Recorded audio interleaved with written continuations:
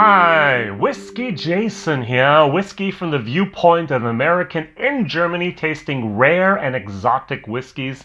And today I have the Teeling Revival Volume 2, 13-year-old, 10,000 bottle limited edition from ex-Calvados casks. 46%, whiskey base number 84163. And over here in Germany, it's about 96 euros, about $110. Now, the Revival Volume number 1 was first in 2015 for the anniversary of the plant, the distillery, the Spirit of Dublin actually being built. And this was in 2016 to commemorate actually the first distillation process. Now, there's actually volume number 3 already from Revival, and I also will taste that in the future. And the interesting thing is that Teeling Revival basically just means today limited edition and exotic wood finishing.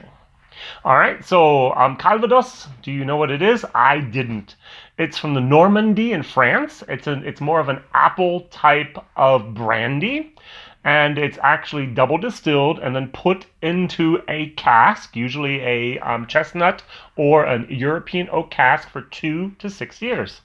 And then Teeling just had the idea, hey, let's get a couple of those casks and let's fill up our 12-year-old rest from Cooley Distillery barrels that were in ex-bourbon.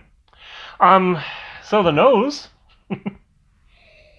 It actually was finished for an entire year in these ex-Calvados casks. Now, the nose is very typical Irish. It's fruity. I get some white grapes on there. I get a little bit of even brown sugar, which was really interesting. But then towards the end, I get a little bit of vinegar. And there's some very sweet vinegar, and there's some very sour vinegar. And this is kind of like in-between type of vinegar. And brandy... At least this apple brandy, we usually use these old apples and we ferment them and then we make that brandy out of that. A sweet, sour type of moment. Interesting. So let's try this. 46%, so it's actually the sweet spot. Very, very well done. 12-year-old Irish whiskey, also very, very nice.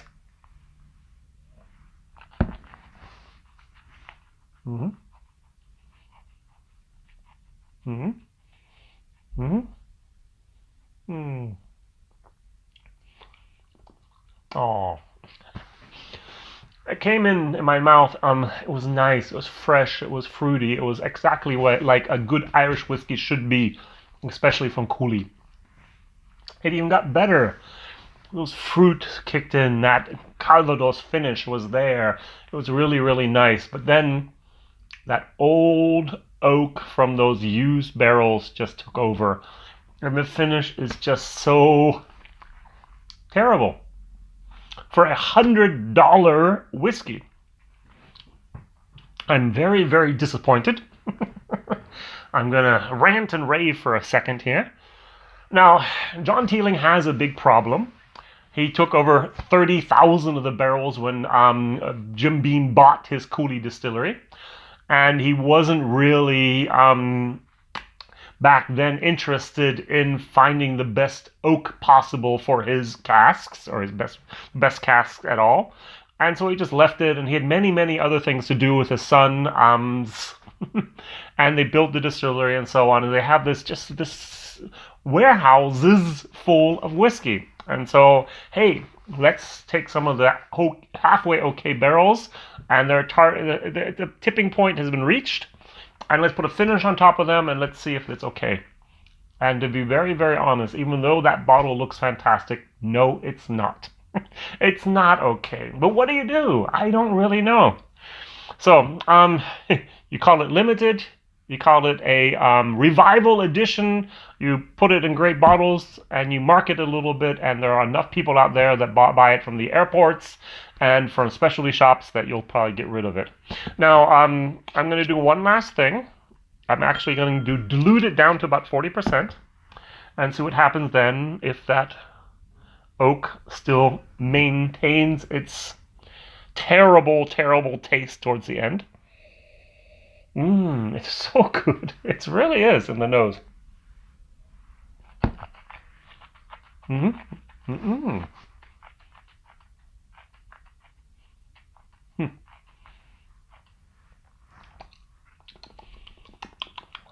Oh, just a little bit. Now, actually, its 46 was worse than the 40% with that wood. So it's not actually that bad anymore.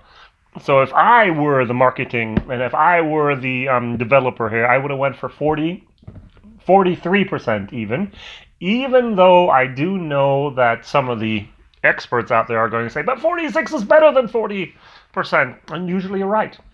But in this case, that wood taste gets masked better by the Calvados finish than at 46%. And so that would be my tip of the day. What I would have done better if I had been responsible for Teeling's Revival Volume number 2.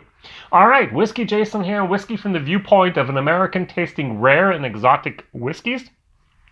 As I mentioned, I will do Volume 3. I don't think I'm going to do Volume 1 because I have found one video about it online. The German, actually, Horst, did it, and so I'm not going to do it at the moment. At least that's my opinion. I have enough other stuff to do, but that's my concept. If I can find no one else doing videos about that, I will do the video myself, or if it's a very, very special bottle, like a George T. Stagg or a Redbreast 21, something way up in the exclusive range where very few people have done videos, I'll do a video basically just because I love that whiskey, and second of all, every once in a while people do find my channel by searching for those exotic things. My concept is absolutely wrong for a lot of visitors because I'm tasting the whiskey you'll probably never see or get your hands on, which basically frustrates everyone. But hey, WhiskyJason here, whiskey from the viewpoint of American in Germany, tasting rare and exotic whiskeys. I'm doing the videos no one else has ever done, and that's my concept. All right, thank you for liking, thank you for subscribing, thank you for sharing and telling others about this interesting guy, and also do not forget my videos come out on Mondays, Wednesdays, and Fridays. See you soon. Bye-bye.